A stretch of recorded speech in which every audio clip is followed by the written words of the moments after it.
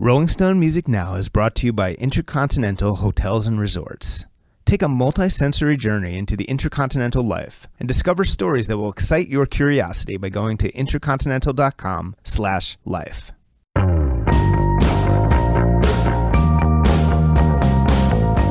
I'm Brian Hyatt from Rolling Stone, and this is Rolling Stone Music Now. I have with me today Brittany Spanos and Andy Green from Rolling Stone.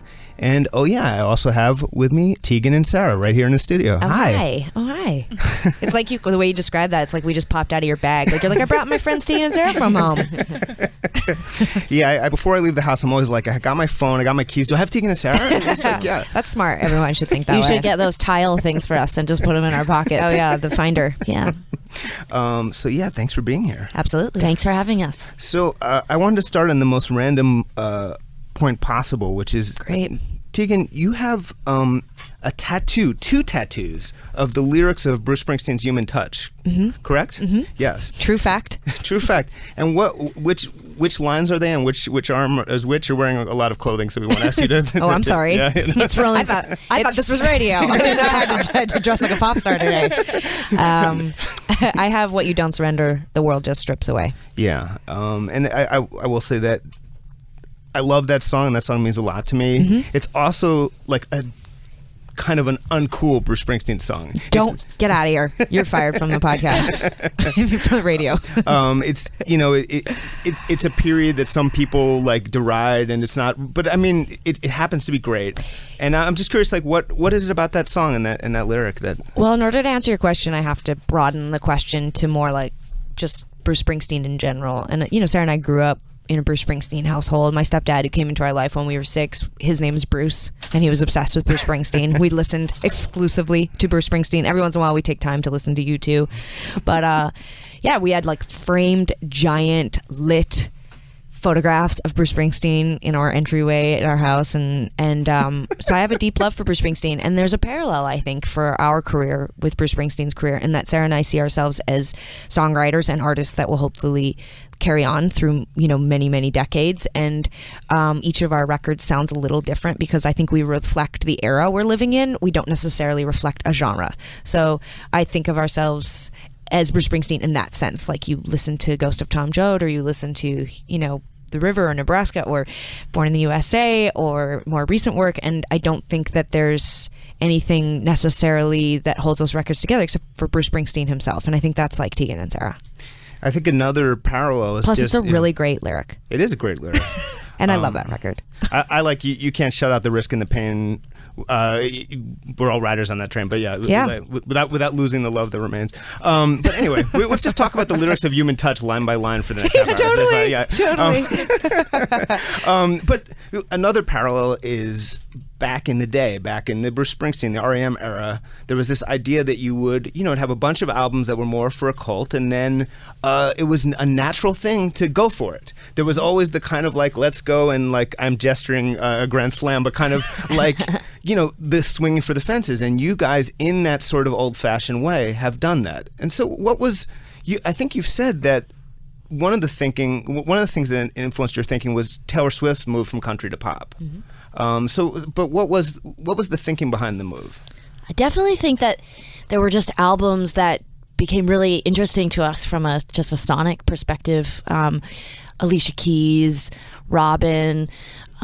Was listening to a lot of I specifically more so than Tegan was listening to a lot of electronic music and things like really random, like Fortet and Panther de Prince, like really random stuff. And I was the one that sort of initially wanted to move away from guitars. I sort of wasn't feeling as interested in the production that was happening on indie rock records, but also that sort of coincided with Tegan's desire to change the sort of ambition and goal of the project. And she sort of had felt like we had bought into this idea of like indie rock status and, who cares about pop radio? And, we had sort of done that for about 10 years. And at some point it almost felt privileged, to say like, oh, we're not going to try to be a bigger band, or we're not going to try to compete with some of our, peers.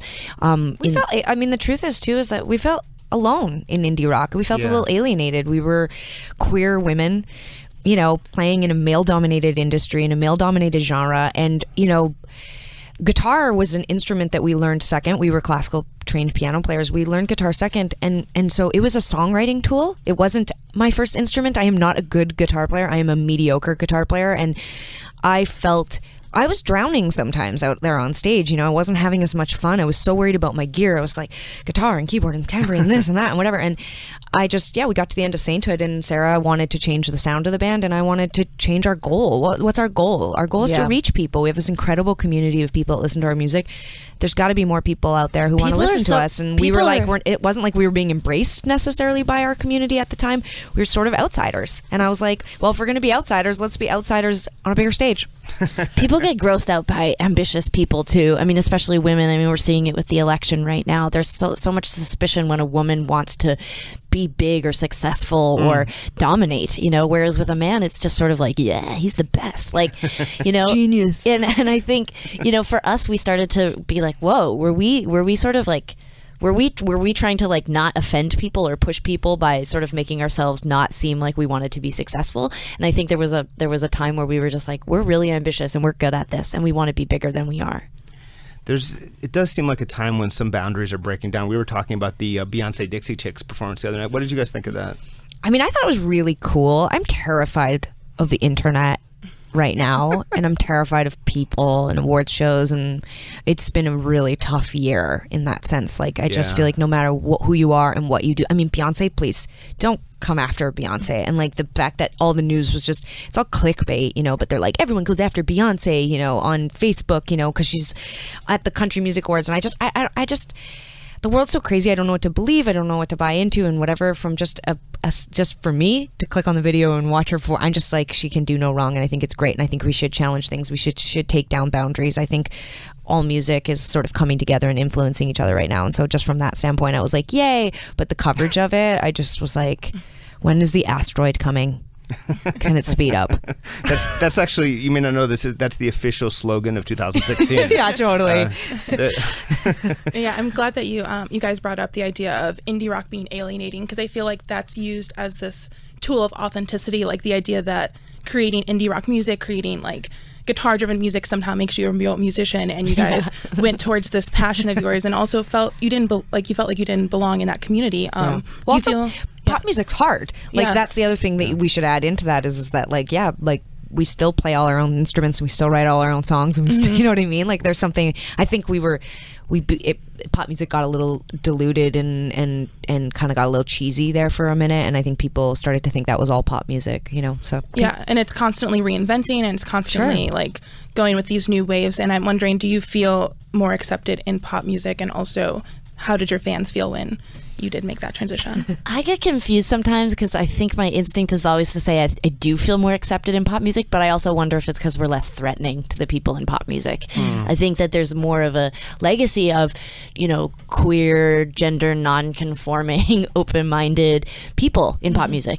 And whereas like in indie rock, there really is like a sort of old guard of like, and there's like certain rules in the rock world that I don't think exist in pop music, especially right now, because what seems to actually be driving a lot of the production right now in pop music is either coming from electronic music, which has a real strong history in queer, like dance music in the 80s and 90s, and then also in hip hop. And I think, because there's so much cross pollination happening, it's like there's just less rules. People get excited at the idea of you pushing boundaries and being creative. Nobody's like mad at anybody making a pop record that's like, well, some people are mad, but they're called trolls. No. I mean, like nobody's looking at a pop record and going like, well, they broke the cardinal rule. Whereas like with rock music, I felt like we were always breaking rules and we were always doing it wrong. And sometimes that there was really cool things that came out of that, and then there were other times where I was like, I just felt beaten down. Like, can we like, we're never going to be taken as seriously as a guy. And so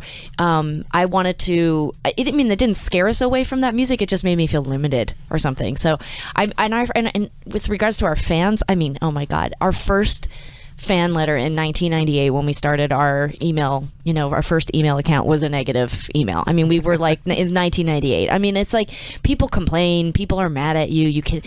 Most of the people are so supportive. Our band. Yeah, what's cool about our band is that it's in a pretty loving way I see it, but like, there's always going to be voices that come out that are like, oh, I don't like this, or I liked this era better, or whatever. But there's always this kind of giant wave of positivity that comes, and I hope that that's representative of what I hope we bring to our audience.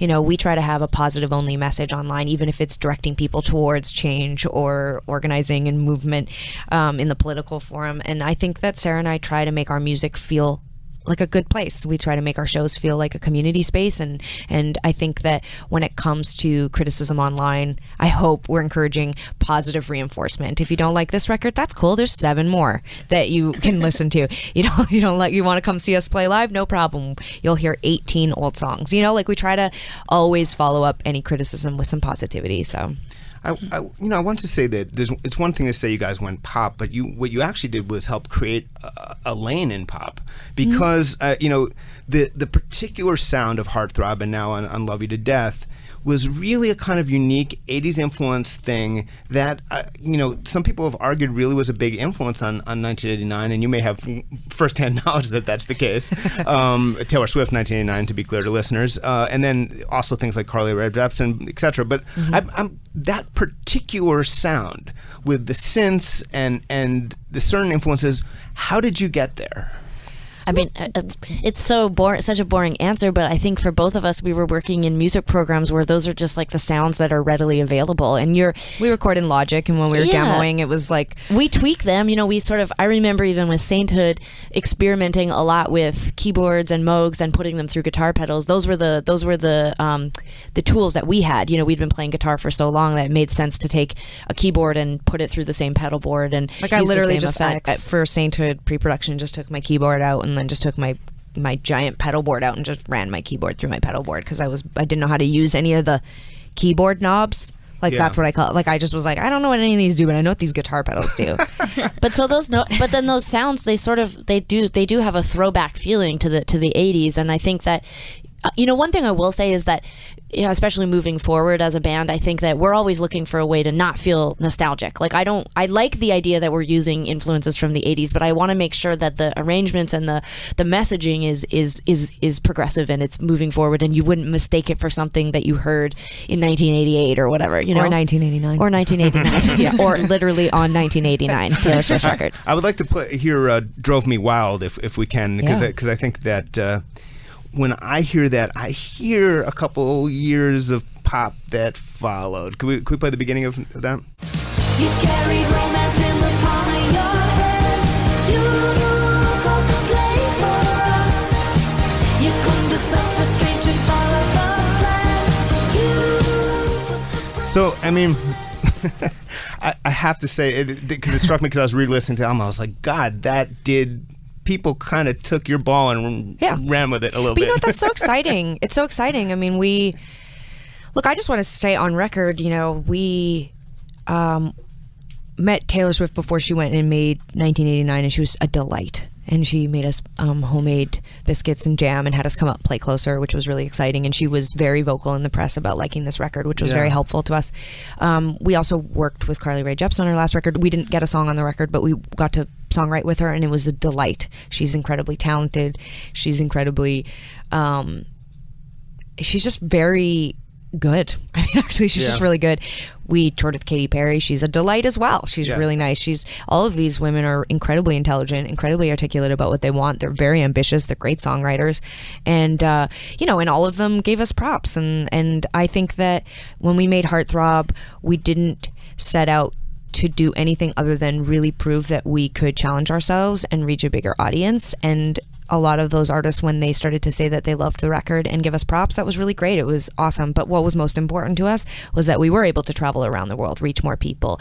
We saw no diversity on pop radio when it came to women. We did not see any queer women being represented in the mainstream. And so our goals, like Sara said, we set out with certain new goals, but we immediately were like, we want to try to change the face of pop music. Even if it ends up not being us and all we did was create a lane, like you said, great. Then I hope a lot of people get on that lane, and hopefully we see more diversity out there. It's really flattering too. Like I remember hearing after we put out Walking with a Ghost in 2004, I remember hearing stuff that combined acoustic instruments, organic sounds, and like synths, and sort of shouty, maybe more like masculine sounding female vocals. I remember thinking, oh, I'm hearing this. Did we do this? Or is this just like everybody's on the same wavelength? And I really subscribe to the idea that there's a collective consciousness. I don't even think that people are trying to rip each other off. I think that it's just like, if you're alive, you're influencing and being influenced by a lot of the same things. And so it makes sense that a bunch of us all end up start sounding the same. So yeah. So one of the things that fascinates me is that you were doing your kind of indie rock show, and then when you made your shift towards a pop thing, you got a music director, right? And I'm always fascinated by the general idea of the music director in shows, and so I felt like you guys would have one of the best insights because you have done it kind of both ways, the rock way and so what does that do? I think rock is the only genre that doesn't have musical directors. Yeah. Like, to be fair, literally. like, just for the record too, like it's not like a one size fits all job either. It's like sort of like production, like when people talk about producers, there's all kinds of producers. There's there's the guy that comes in and does everything and tells you what to do and whatever. And then there's just like our experience, which has been so collaborative. And a lot of times we use these people, whether it's a musical director or a producer, to just to edit. Like there's somebody who can like have a really zoomed out view of things. So with our musical director, his name is Chris, and we sort of found him through Katy Perry's camp. But what he does for Katy Perry's camp, I'm sure, is unique and very specific to what she needs. And for us, we needed somebody to take 8 albums worth of material and find a cohesive palette of instrumentation, and and sort of do that in a way where the technology all sort of works together, and is able to sort of select from those songs what are the important sort of melodic elements and the instrumentation that is important that we can cover off, and then sort of clean out the tracks and the backing tracks and sort of assess the show in that way. So it's like it's actually a real skill. It's a real skill. Like decluttering in our And when world. we were like an indie rock band, first of all, we weren't using any tracks, we weren't using any background vocals. We were just like, okay, there's 5 of us, you take that part, you take this part. Like, it was a really easy thing to do. But as you're sort of starting to build the show, and this also connects to like what the lighting person does, what the stage manager is doing. We just feel like it's better to hire somebody who can like be looking at the whole thing, and so it's a very sort of grown-up way of approaching the show. But we it's kind been of, in a helpful. strange way, all these years, we were the musical director, and we would like It's hard. painstakingly sit there and listen to the songs and be like, hey, you're going to play that keyboard hook. Can you hear it? Right. And it's cool when you have an outsider come in and listen with a fresh set of ears. It's like a director. I mean, they really are kind of listening with a fresh set of ears. And the best thing Chris did for us was just take 60% of what we had been doing and just muted it. He's like, there, you're ready for a live venue. You do not need 80 tracks playing, like you need 1. And Also to take it was our really exciting, and to take he our was old able to music do and things that would have make taken it me better. days to do. Like on Walking with a Ghost, I was like, I still want to have that guitar riff off the top, and I was thinking that he could, like, I was like, wouldn't it be cool if it was just sampled and I could just play a sample of an electric guitar on stage? And it's like 5 minutes later, he's like, all right, it's on your cube, we sent it over to you. And I'm like, damn it. And I was like, great. It is That's like cool. modernizing the old music, so we don't just feel like we're up there like old school styles, like, oh, we're a modern pop band, now let's go back to 2002, let's see, how do we get the amps out? Like, it's confusing, Were you scared? Walking with a Ghost, and let's play that for a second. You've revamped it, so let's hear the original for a second. I was walking with the ghost. I said, please don't insist. Everything has SansAmp on it. My vocal, everything. They just ran the whole mix through SansAmp. So that guitar riff, comes in a minute here as an electric guitar riff, and all Right. we did was sample it. Right. And then we built from there. And Andy was doing his version of Walking with the Ghost earlier. We won't make him do it. Not gonna do it. Imagine it without a melody. Yeah. But I mean, I was imagining listening to what you do with it now, which is, you strip it down and it's kind of keyboard driven. It's totally different. Was that a little scary to take this beloved song and play it like where your fans would be like, screw you, like we want to hear that, I think the rule out there is as long as they can still sing along, fans Got enjoy it. hearing the new versions. What we don't like as an audience member, I think, is when you go and a song becomes not only unrecognizable but also impossible to follow. And so our rules our rule of thumb when we're rejigging an old song, and this has always been the way we look at it, is that it should still be this sort of the same arrangement, right? You should still be able to be like within a few seconds go, oh my god, I know what this is, and then be able to sing along. It's also, I mean, again, it's decluttering, right? Like some of these songs, like for instance, we reworked a song called "Living Room," and this was a song that I knew she was going to move away from my song. I just want to say one thing about "Walking with a Ghost." Just one thing about "Walking with a Ghost," because this is, as the person who wrote it and had to sing it for the last, like 12 years, there is like complain nonstop. There's about a joy, a true visceral joy when the song starts, and my little hand doesn't have to do that riff for 2.5 minutes. It's amazing how it just can free you up to be emotionally passionate and present in a song. Well, and the audience can feel that joy, right? Like that's the thing. Again, if it's recognizable and it's I don't even care about the audience. I'm just okay, like, if they didn't like it, I would be like, I would be like, I'm doing it this way. Eat shit. Yeah. I'd be like, eat shit. I'm doing it this way. Okay, as an outsider, when Sara starts that song, it's so visceral, Sarah's joy in that moment to be doing something new. Nice. You can see the audience react to that. So that's the key, right? You do, again, to bookend this interview with a Bruce Springsteen reference, I think Bruce Springsteen is known for trying to give the audience a really great time, but it's very obvious he's having the best time of his life on stage. Yeah. That's why he's playing 2 extra hours than what the average band does. And I think for Sara and I, that's always been our balancing act. How do we reward our audience for being loyal, for being supportive, for being enthusiastic and coming out and seeing us, but also have a great time on stage? And they need to feel that. You don't sustain a career as long as we have through so many different incarnations and collaborations without looking like you're having a great time and feeling like you're having a good time. They can tell, they know. And I think for Sara and I, that's what bringing in a musical director or having more of a pop sound or taking a tour that's really out of left field, it's joy. It's capturing that joy and harnessing it and continuing to be Tegan and Sara for another day. Absolutely. We asked on Twitter for some fan questions, and a lot of them are just, when are you going to play in my town? So we'll skip those. But Lisa, that's mostly come to Brazil. Lisa Rocco wanted to know, may seem like an obvious question, but how does it feel when fans sing your songs back at you, which you were talking about? Pure joy. Yeah, I mean, I think that, well, sometimes actually, okay, here's a real honest answer. Of course it's incredible and it's so amazing. Sara's the real curmudgeon today. No, I'm not a curmudgeon. I just feel like it's like I just don't like to feel like I'm just giving the stock answer. It's like everybody says, of course it's amazing. It's so cool. But here's an interesting thing that I've noticed in for a lot of bands is that it's like people don't actually know the words. And I don't know if it's because you're looking at them and their brains get stressed out. But I've noticed this a lot lately, and I noticed this because a lot of the songs that people so enthusiastically sing along to are songs that we've stripped down acoustically, and they're Tegan songs, so I don't sing through a lot of them. And I watch people in the audience, and it's just mayhem. It's like people are singing the wrong words. They're out now of time. Now people are going to stop singing. No, you know it's what? beautiful. It's a beautiful. Don't listen to Sara, you guys. Sing with your full heart. It's a beautiful collective moment, but then it makes me wonder, like, am I able to sing my favorite songs in a live setting properly? And I found it really, really, it's an interesting collective phenomenon that I've noticed a lot lately. Some people get it, and they'll get the pre-chorus, they'll like nail it, and then we'll launch into the chorus, and I'm like, no one knows what they're doing here. This is a disaster. And in our remaining minute, what are you thinking next? Because you've done the pop revamp, but I don't know, but if you have any ideas, throw them out because we're not sure.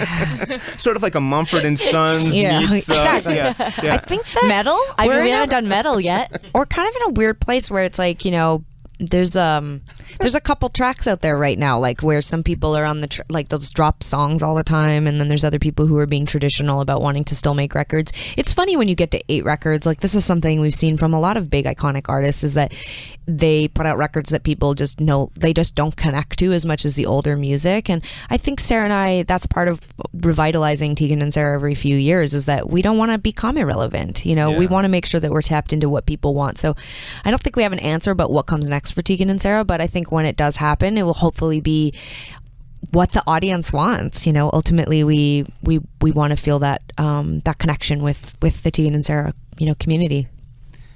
That makes sense. So Mumford and Sons probably. Yeah, probably. Yeah. We got combo between them and Coldplay. A little Beyonce on top. It's gonna be great.